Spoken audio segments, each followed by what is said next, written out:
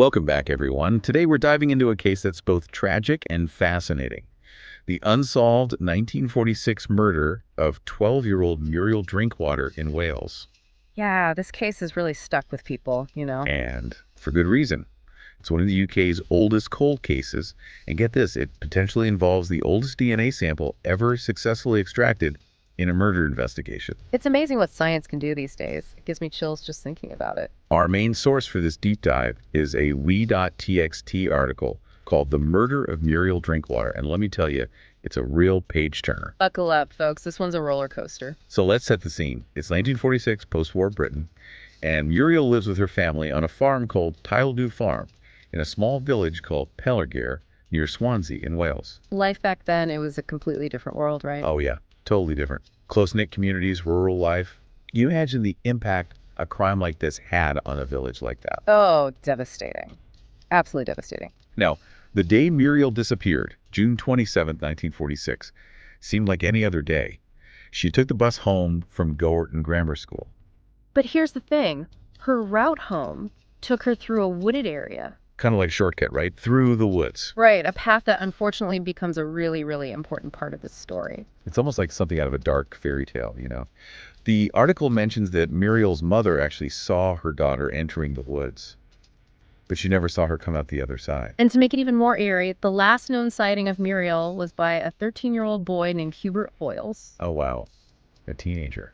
And what was he doing there in the woods? Well, he had been to Muriel's farm to buy eggs and passed her on the path as he was heading home.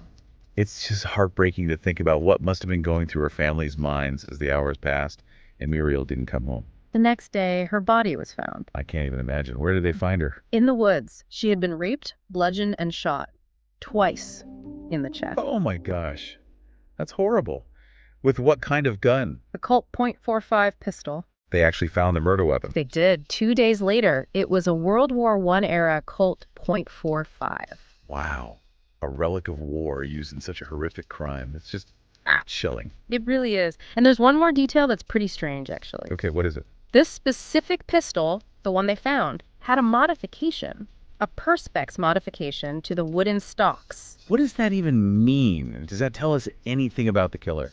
Well, it suggests whoever did this, they knew their way around firearms. It wasn't just a random act with any gun. They sought out this particular weapon and modified it. That is scary. So what happened with the investigation? Did the police have any leads? Oh, they went all out. They interviewed something like 20,000 men, visited houses within a 150-mile radius of the crime scene, even brought in Scotland Yard to help. Wow, that's a massive investigation. Did they have any idea who they were looking for? Well, they did circulate a description of a person of interest. They were looking for a man about 30 years old, with thick hair, wearing brown corduroy trousers and a light brown sports jacket. That's pretty specific. Did they have any luck finding someone matching that description? Well, here's where it gets really interesting. Remember, this was right after World War II. There were still American servicemen stationed all over Britain. Oh, yeah. Right.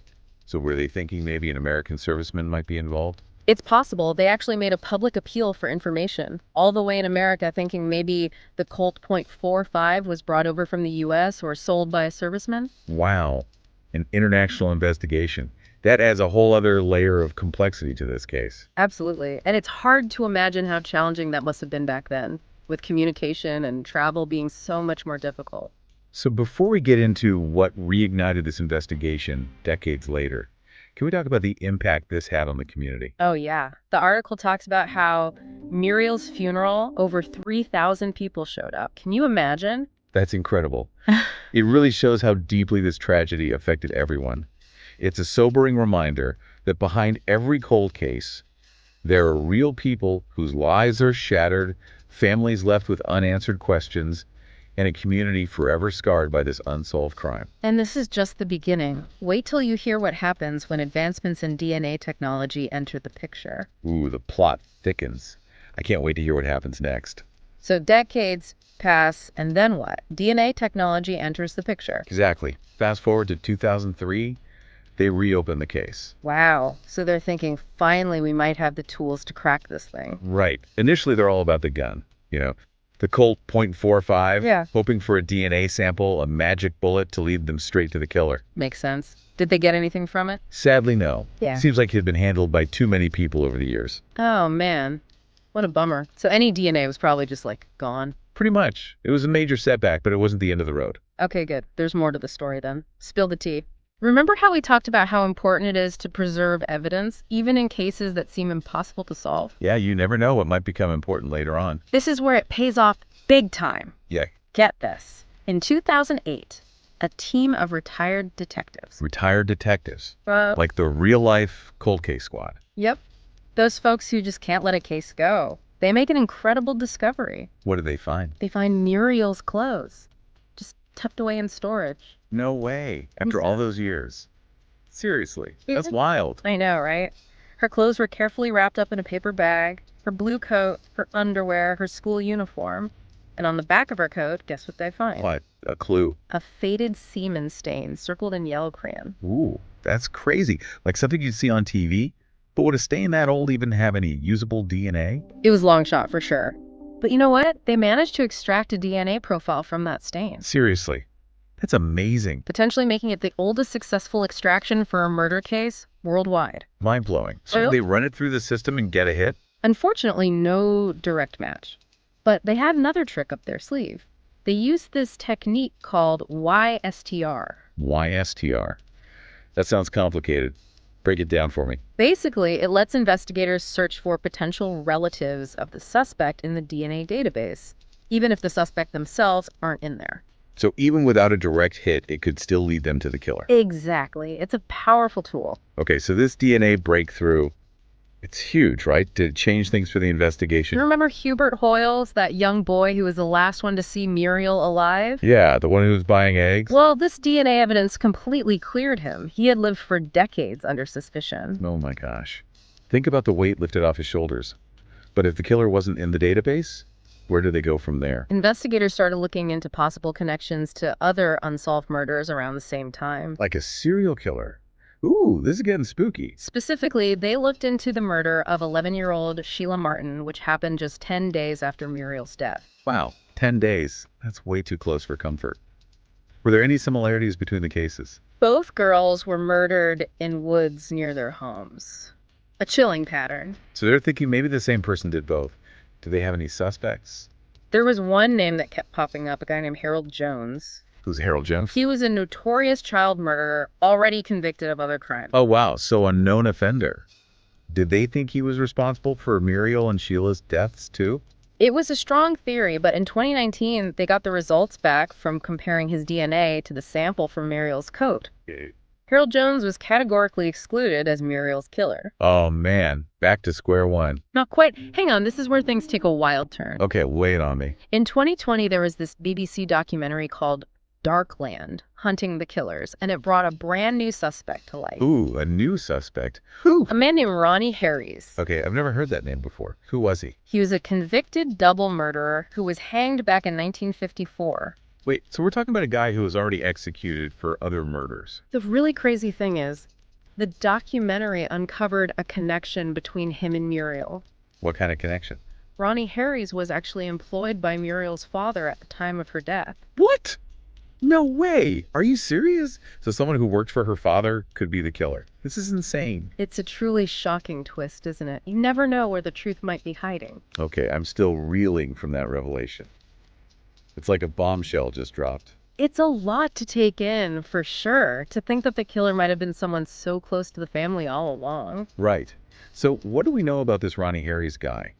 Was there any other evidence linking him to Muriel's murder? Well, that's the thing. The documentary, it just revealed the connection, you know? Yeah. It didn't go into a whole lot of detail about any specific evidence. So investigators are still piecing everything together. Exactly. I imagine they're digging into his background, you know? Yeah. His movements at the time of Muriel's death, any possible motives. It's like trying to solve a puzzle where half the pieces are missing. Absolutely. And we have to remember, just because he was employed by Muriel's father doesn't automatically make him guilty. Of course not. Yeah. But it's definitely a huge red flag, a major lead that needs to be investigated thoroughly. Without a doubt, it raises so many questions. I know. Like, why? If he was involved, why would he do it? Was it just a random act of violence? Or was there something more planned, more sinister? And what did Muriel's father know? Did he have any inkling of what might have been going on? It's hard to even imagine what must be going through his mind right now, all these years later. Absolutely. This new information, it just adds another layer of tragedy to this whole story. It really does. So where does this leave us? Do you think with this new lead, there's a chance they might finally solve this case? It's hard to say for sure, but I have to say this development definitely breathes new life into the investigation. It gives a sense of hope, maybe, that Muriel's family might finally get some answers after all these years. Exactly. And I think it's a testament to the dedication of those investigators. Yeah. Even after all this time, they haven't given up. They're still searching for the truth. And who knows? Maybe someone listening right now has a piece of information that could help crack this case wide open. You never know. Sometimes the smallest detail can make all the difference. That's why it's so important to keep these stories alive, to keep talking about them, to keep the pressure on for justice. Absolutely. We owe it to Muriel, to her family, and to all the victims of unsolved crimes to never let their stories be forgotten. Well said. And to all our listeners out there, if you have any information about the Muriel Drinkwater case, no matter how small or insignificant it might seem, please reach out to the authorities. Your tip could be the missing piece of the puzzle that finally brings this tragic story to a close. And that's it for our deep dive into the Muriel Drinkwater case. It's a case that's full of twists and turns, heartbreak, and the enduring hope for justice. We'll be keeping a close eye on any new developments, and we'll be sure to keep you updated. Till then, stay curious, stay informed, and as always, thanks for listening.